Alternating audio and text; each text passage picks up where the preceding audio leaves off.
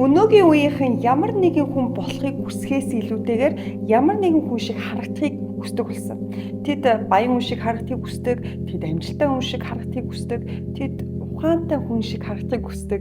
Гэхдээ харагдах болон жинхэнэ хүн болох хоёр тис өөр. Учир нь жинхнээсээ нэгэн хүн болж төлөвшөхөд олон жил шаардлагатай байдаг. Олон жилийн алдаа хинч хараагүй байхад хийсэн хөдөлмөр, тасралтгүй суралцах өдрүүд, бэрхшээлтэй олон удаа нүрд тулах, дахин босож, дахин оролдох. Харин ямар нэгэн хүн шиг харагдах бол хэдхэн минут ил ажил. Нэг пост, нэг зураг, нэг гоё үйлбэр. Тэгэл хүмүүс чамайг хизээч бүтээгүй дүрээр чинь үнэлж эхэлнэ штэ. Гэхдээ нэг хатуу үнэн байдаг. Тэр дүр төрхийг бүтээх амархан, харин зан чанарыг бүтээх хэцүү. Энэ бол үнэтэй. Нэгийг нэг шөнийн дотор бий болгож болно, нөгөөгийг нь олон жилийн турш чимээгүйгээр бүтээдэг. Эрт орой хизээ нэгэн цагт амьдрал энэ хоёрын ялгааг нь ил гаргадаг.